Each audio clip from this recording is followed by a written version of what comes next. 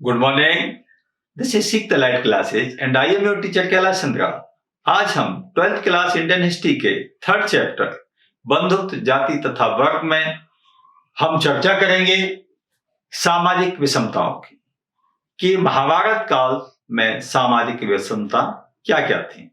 तो एक बौद्धों के एक अवधारणा नहीं निकल के आई है, वह थी सुत्पटक से। इसमें कहा गया है कि मानव पूर्णतः विकसित नहीं थे, प्रकृति जगत भी पूर्णतः विकसित नहीं था।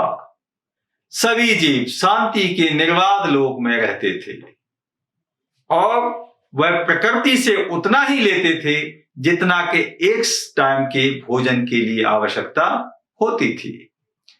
यह जो परंपरा थी, ये प्रथा थी, ये धीरे धीरे इसका पतन होता गया और मनुष्य का स्वभाव कपटी, लालची और हिंसक होता गया। उसमें संग्रह की प्रवृत्ति आ गई कि अब हर चीज को इकट्ठा करने लगा।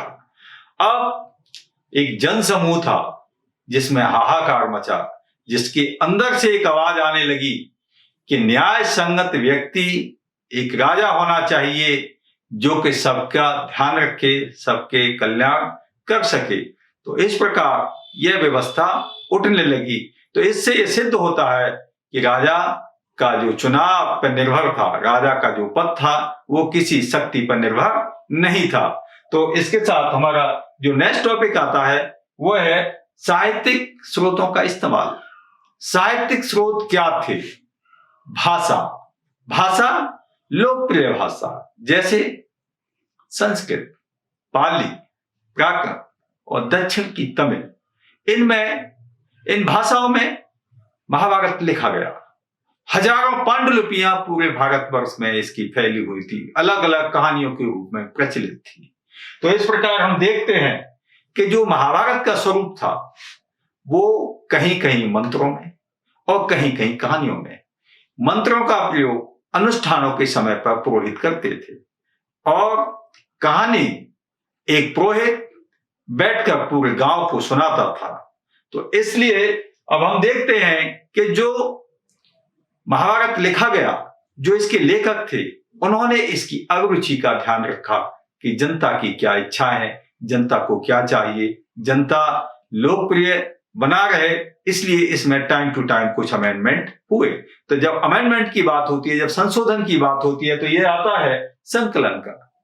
संकलन 6ठी शताब्दी से और 6ठी शताब्दी तक, 6ठी शताब्दी ईसा पूर्व से 6ठी शताब्दी अर्थात 1000 साल तक इसमें कुछ न कुछ संशोधन होता रहा और उसके बाद इसमें जो श्लोक पाए गए वो 1 लाख श्लोक हो गए।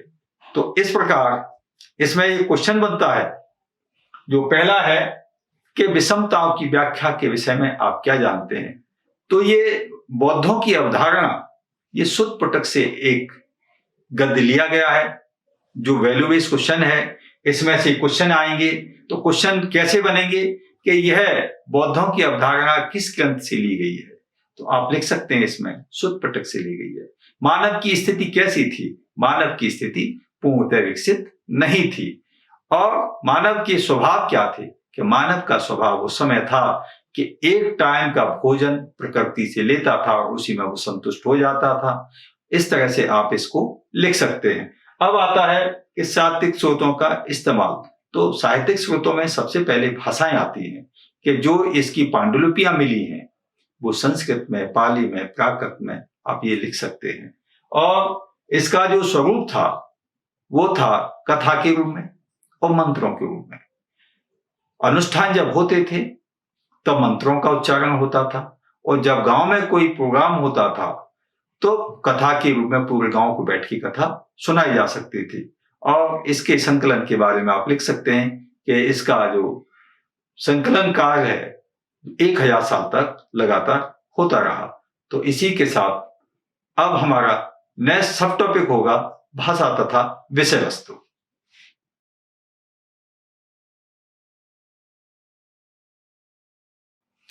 भाषा तथा विषय वस्तु महाभारत की क्या विषय वस्तु थी, क्या भाषा थी। तो इसमें हम चर्चा करते हैं कि महाभारत के जो साहित्यिक स्रोत हैं वो क्या क्या है। जैसे नाटक, कथा, काव्य, इन रूपों में हमें महाभारत दिखाई देता है। और जब स्रोतों की बात आती है तो एक तथ्य एक जगह एक समान कई ग्रंथों में हमें मिलता है तो इतिहासकार उसे ऐतिहासिक तथ्य मान लेते हैं और अपना लेखन में उसका प्रयोग करते हैं और इस प्रकार उनका यह साहित्यिक स्रोत बन जाता है। अब देखते हैं कि महाभारत की जो कथा है उसका स्वरूप क्या है, उसका रूप क्या है, वो किस तरह से हमें देखने को मिलती है। तो ये दो प्रकार की है, एक आख्यात्मक और एक उपदेशात्मक, कि कहीं प्रवचन हो रहे हैं, कहीं वो गाया करके सुनाई जा रही है। गांव में एक पुरोहित होता था जो सारे गांव को कहानी के रूप में इसको सुनाता था। अब देखते हैं कि जो इसमें कानूनी जो दाव पेच की बुक है वो है विदुर नीति और इस विदुर नीति की समानता भारत के कई प्राचीन ग्रंथों से समानता मिलती है। तो इससे यह सिद्ध होता है कि जो महाभारत काल में विदुर नीति थी वो पहले से ही यहां पर चली आ रही थी। महाभारत के दौरान उसको बल मिला और वो हमेशा के लिए स्थापित हो गई। अब जो नेक्स्ट टॉपिक है कि महाभारत किस प्रकार का ग्रंथ है, तो महाभारत एक गतिशील ग्रंथ है, संचरण ग्रंथ है और ये बात सिद्ध होती है कि महाभारत किसी एक भाषा में नहीं लिखा गया। महाभारत संस्कृत तक सीमित नहीं रहा और इसके संकलन के काल में जो 1000 साल का पीरियड है, 6ठी शताब्दी ईसा पूर्व से 6ठी शताब्दी तक, तो कई सदियों तक विद्वानों में चर्चाएं चली। आपसी चर्चाओं के दौरान सहमति बनी और कुछ नई नई कथाएं इसमें जोड़ी गई। इससे इसका रूप विशाल हुआ और भारत की जितनी भाषाएं थी उनमें महाभारत का अनुवाद हुआ। कई विदेशी भाषाएं जैसे अरबी, फारसी में अकबर ने अपने सामने बैठकर अब्दुल कादिर बदायनी से इसका अनुवाद कराया था और इसकी विस्तार से चर्चा भी उस समय पर उसके दरबार में की गई थी। अब आते हैं कि जो इसकी विस्तार किस प्रकार हुआ। तो महाभारत का विस्तार कहानियों से, और कहानियों कैसी कि मूर्तियों पे लिखी गई, मूर्तियों के नीचे कहानियों को उकेरा गया। और दूसरा था कि जो राजा महाराजा थे उनके दरबार थे, उन दरबारों में कई पेंटिंग लगाई गई जिसमें महाभारत कथा के कुछ छोटे छोटे सीन होते थे। कहीं युद्ध का सीन, कहीं कर्ण का सीन, कहीं गंगा का सीन, कहीं शांतनु का सीन, तो कहीं दरबार का। तो इनसे हमें महाभारत के संबंध में शिक्षा मिलती थी, इसके विस्तार की बात होती थी और इसी प्रकार इसका विस्तार होता गया। अब हम देखते हैं कि इस पर क्वेश्चन क्या बनते हैं। तो विषय वस्तु है, इस पर क्वेश्चन बनता है वो वैल्यू बेस्ड क्वेश्चन है, नॉलेज बेस्ड नहीं है, क्योंकि एक पैराग्राफ आएगा और पैराग्राफ में से ही क्वेश्चन आपसे पूछे जाएंगे। जैसे कि महाभारत के साहित्यिक स्रोत क्या है, एक क्वेश्चन बना। महाभारत के साहित्यिक स्रोत काव्य, कथा और नाटक, आप लिख सकते हैं इसको।